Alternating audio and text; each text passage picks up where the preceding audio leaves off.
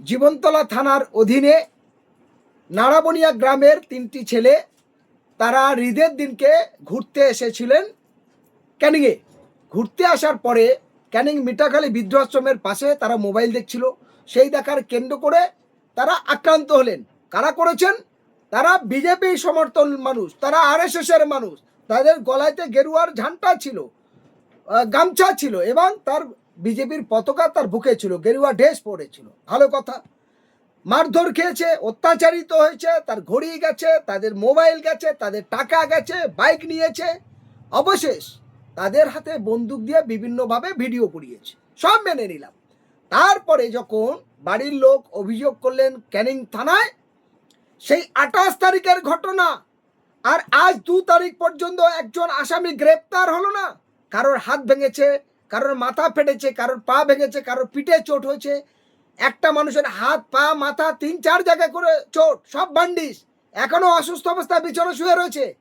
আজকে দীর্ঘ 4-5 দিন চলে যাচ্ছে, ক্যানিং থানার পুলিশ এবং ক্যানিং এসডিপিও, ক্যানিং সিআই, বারুইপুর জেলা পুলিশের কোনো হেলদোল নেই। তার মানে কি? মানে হলো বকলমে এরা আরএসএসকে সাহায্য করছে, বকলমে উগ্রবাদী সাম্প্রদায়িক শক্তিকে মদত দিচ্ছে। আপনি ভাবুন যে সোনারপুরে অভিষেক ব্যানার্জি এসেছিলেন, তার রাজনৈতিক স্বার্থে অন্য বিরোধী রাজনৈতিক দল তারা পচা ডিম ছুঁড়েছে, তারা চত্থাপড় কিছু মেরেছে। তার কেন্দ্র করে সিসি ক্যামেরা ফুটেজ দেখে সমস্ত দুষ্কৃতীদের গ্রেপ্তার করা হচ্ছে। অলরেডি গ্রেপ্তার করেছে, 24 ঘন্টা যায়নি। আর এরা 4 দিন হয়ে গেল, হাত পা ভেঙে দিল, মাথা ফাটিয়ে দিল, রক্ত হলো, ছিনতাই হলো, মোবাইল গেল, তারপরে আপনার টাকা নিল, তারপরে বাইক নিল, তারপরে পুলিশের স্তব্ধ। তার মানে কি? তার মানে পুলিশ বকলমে অন্যায়কারীদের সাপোর্ট দিচ্ছে। তার মানে পুলিশ নিশ্চিত এই ছিনতাইকারী অবৈধ অসামাজিক মানুষের সঙ্গে নিশ্চয়ই কোনো রফাজফা আছে, নাহলে পুলিশ নীরব কেন?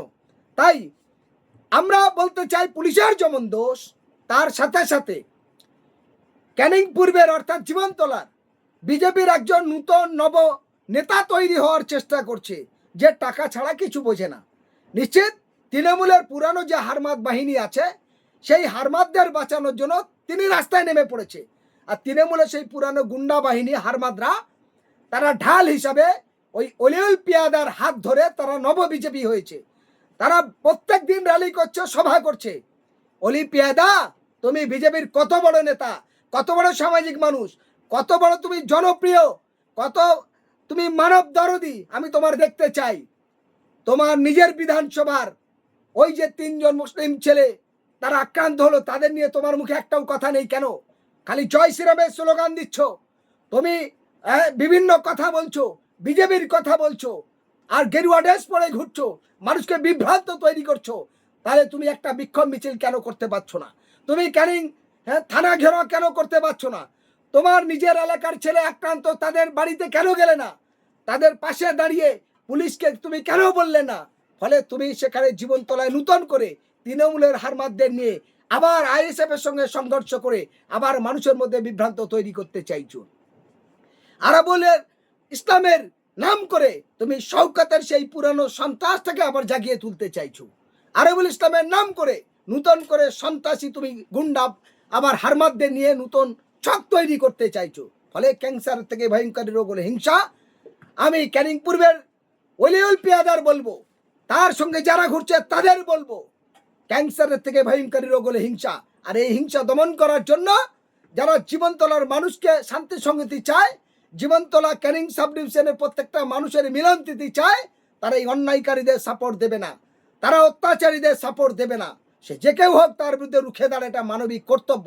আর আমি পরিষ্কার আমার ভিডিওর মধ্যে জানাচ্ছি, অবিলম্বে এই দুষ্কৃতীদের গ্রেপ্তার করতে হবে। যদি না করে আগামী 6 তারিখ অর্থাৎ আগামী শনিবার আমরা ক্যানিং থানা ঘিরব। বিভিন্ন সংগঠনের সঙ্গে আলাপ আলোচনা হয়েছে।